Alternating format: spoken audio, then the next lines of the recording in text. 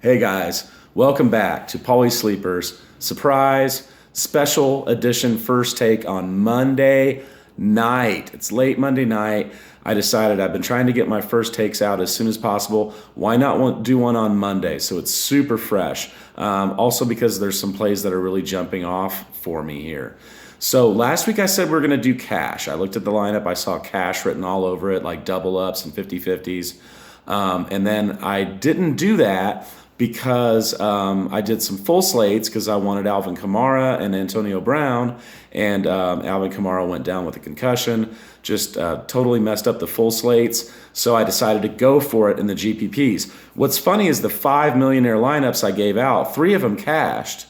But a fourth one would have cashed in a double up, so 4 of the 5 would have doubled up, and none of the millionaire lineups like hit it really big. I think Chad was on point on Kareem Hunt, and I need to make an admission here. Jeremy and I both played Kareem Hunt a little bit, so he did good again. But the cash lineups that they gave out, Jeremy and Jackson, I think Jackson's cashed and Jeremy's didn't. But, we gave out more more winners than losers is what I've been saying here lately. If we can just get us more than 50% of the time, we'll make money. And that's why we really need to focus on doing cash. And I know I need to take my own medicine here, but if we continue to do cash, and that's what we're going to focus on next season, we're gonna turn a profit, guys. I promise. We have been turning a profit on the GPPs. Just it's much easier to double your money. So anyway, the first take this week, there's some things jumping off the page. I said do Deshaun Kaiser last week, and I hope you were with me on that. At 4,900, he was 4x value. And at 5,000 at home against Baltimore, I think people were scared about the Baltimore D, but they're reeling right now. They're licking their wounds from Jimmy Smith going down. They lost a linebacker this week too. Without Jimmy Smith, that defense is different. I think that Corey Coleman and Josh Gordon will be able to excel there, and Kaiser looks really good right now. So he's the first thing jumping off at me. I'm looking at his game logs here. If you could throw out the Jacksonville game at Jacksonville, which I think you can, he's gotten 15, 24, 21, 15, 20. That's a really good consistency we want in a cash game. Joe Flacco. So he's gotten 18 in his last 2 games. We're just looking at this right now. I mean, bear with me. Cleveland allowed Brett Hundley to go off for 3 touchdowns. So we should be feeling confident about playing Flacco, and that 18 points, I'll take it. He's really cheap. Bortles, we're going to have to get used to it. Bortles said on NFL.com, teams are going to have to get used to us putting up points and winning. So we need to get used to using him as a daily fantasy football quarterback. I suggested it twice this year, and both times that was our best lineup. So I want to do it again, and there's a specific reason I want to do it later, I'll tell you. Houston is 32nd against the pass, and they have a good run defense. So I don't think Leonard Fournette will be able to run free. He's still only 5,700, and he's been getting around 20, 24 points, 18 points. So I like Bortles. Cam Newton is 64 at home against the horrible Green Bay secondary. I think we have to look at that. And he's had many, many 80, 90 rushing yard games recently. I think yesterday he rushed for 80 yards, including a 60-yard touchdown. I think we got to look at that. We got to look at Ben at home versus New England, who's been reeling the last couple games. He's only 6,700. Tom Brady is like 7,700, and I think Ben's got the same ceiling as Tom does at home. Ben does really well. Running back, bear with me on this one, Isaiah Crowell. Okay, 5 catches in the last 3 games. He's getting about 14 to 20 touches. He's only 4,100. He's been a lot more consistent. I think Josh Gordon is opening up a ton of things on that offense, and Kaiser is really clicking, so we can't overlook that. Jonathan Stewart, we can't overlook this either. For 4,100 at home, he's got 5 TDs in the last 3 games. He catches a ball or 2 every game. He's at home against Green Bay. I think this is a great spot. Only 4,100. Alex Collins is only 5,000. He's gotten 5 touchdowns in the last 4 games, and he is catching balls. He's catching about 2 or 3 or 4 balls a game. He's at Cleveland. Cleveland just allowed, like I said, Green Bay to do really well. Green Bay's running back did well, Jamal Williams, against them too. So especially with his work in the passing game at 5,000, that's a steal. 5,400 for Dion Lewis, that's in play at Pittsburgh. New England, he's been consistent. Big one right here. So I like Alex Collins. I like Kenyon Drake. I just watched Kenyon Drake just trounce the Patriots, and he's been taking over that offense. The offense is running through him. He's catching balls. He's also out there the majority of the game. He's not taking that much of a rest. He's taking like 85% of the snaps.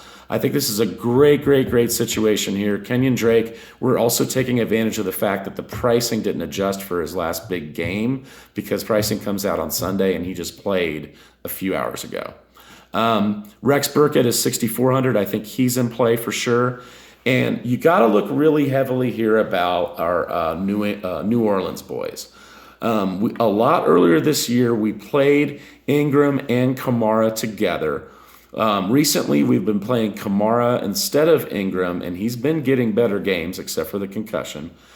He says he's going to be back. He's had a long week to think about it. I don't think people will pay for Kamara at 8,600 when you've got Bell at 9,300, and that's fine. I do want to play plenty of Le'Veon Bell, but I remember earlier this year, and I looked it up, we did a stack with Bortles and Hearns and Lee, and then came back and did Kamara and Ingram and the Saints D. And the Saints D get Bryce Petty at home this week because McCown went down and his hand needs surgery. So they have Bryce Petty at home. I don't think that Breeze and Thomas and those guys are going to be doing much. I think they're just going to be playing good defense and running the ball like they want to. So we can stack the New Orleans D with both New Orleans running backs and do possibly a Jacksonville stack there. So I'm looking at that one right now really heavily. Of course, we could pay up for Le'Veon Bell. McCoy's really pricey at 8,400, although he did great for us last week. He's playing Miami, and Miami's D has just blown out Denver, which that wasn't a big surprise, but just blew out the Patriots. So now we got to start taking note of this. And I was watching the game. They were moving the linemen around and showing a lot of different looks. Ndamukong Suh was lining up as a defensive end instead of a defensive tackle. They just had some really interesting things going on. So they might be able to do damage at Buffalo. So I don't want to pay up for McCoy.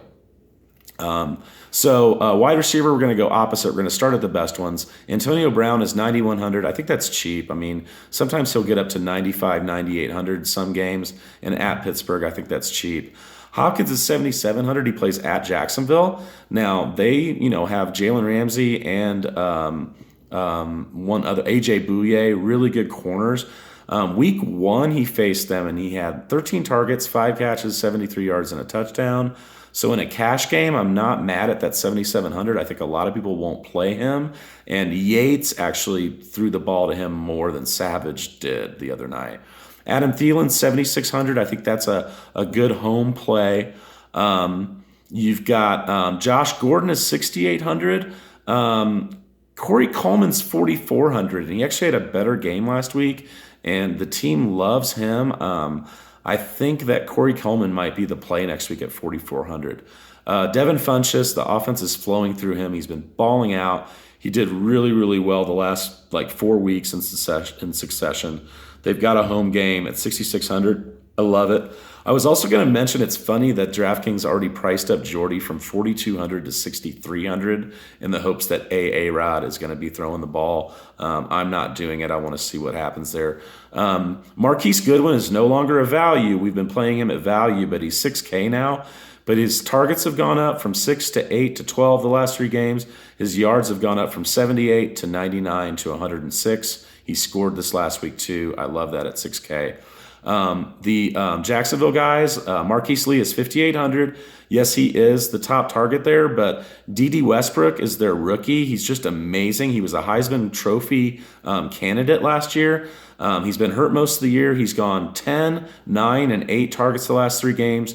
Yardage in this guy keeps going up too, 41 to 78 to 81 last game, and he had a touchdown again. So I like these rising guys in Goodwin and Dede. Remind me a lot of like when Robbie Anderson and some of those guys were rising up and we were playing them cheap. Same thing, we need to catch the new wave, the new hotness. Keenan Cole's 3,700, pretty good, probably sleeper GPP play. So that's pretty much it for wide receiver. Sammy Watkins is 4,800 at Seattle. That might be sneaky. Their secondary isn't that great. Robert Woods is coming back, so people might not play him. He's only 4,800, and he's gotten double-digit points 5 out of the last 6 weeks. I like that consistency there. Tight end just really sucked last week. I mean, there was a lot of goose eggs. Cameron Brate and Jimmy Graham, a lot of guys didn't do shit. Thankfully, we played a lot of Kelsey and a lot of Hunter Henry last week that both got like 14 and 17. But tight end, I don't really know much to say right now except for Delaney Walker is 5,200. That matchup will scare people away because there's a red 5 for the San Francisco 49ers. But their top linebacker, he's got a really hard name to say, went down a few weeks ago, and they've been giving it up to tight ends. So that matchup that it shows hasn't caught up, so I don't think people will pay for him. And I will at 5,200. He's been the only consistency in the league at the position lately, except for Kelsey. Kyle Rudolph, same thing, 5 touchdowns in the last 6 games. He's 4,700. He does have a questionable tag, so we'll want to monitor that. But Cincinnati is 26th against the tight end. So I think these are 2 clarity spots in tight end. We're going to have to pay up a little bit for him this week.